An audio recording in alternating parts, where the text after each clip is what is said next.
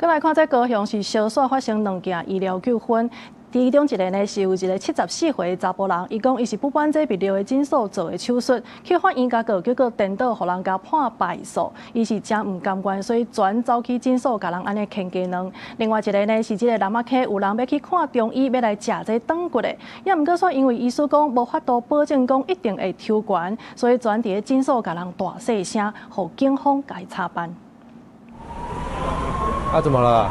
警方2個暗時8點多來到高雄南亞溪這間中醫診所，因為診所報案講，這個姓楊的查甫人佇咧診所嚷甲大細聲，警方先甲查甫人請出來外口按打證詞。查甫人講，伊帶查某囝來看診，要摕中藥食變懸的，不過醫師說無法度保證藥的效果，互伊愈講愈生氣。醫生看伊講袂出車，只好報警處理。不要看增高，我們能不能長高，我們自己知道。先生，我跟你講，那不能這樣子。冷靜一點，冷靜。你現在一直在恐嚇我什麼？我沒有恐嚇你，先生。你現在如果繼續情緒失控，我們要對你實施保護管束。男子疑似不滿與診所人員溝通不順，在診所內部咆哮，引起其他民眾關注。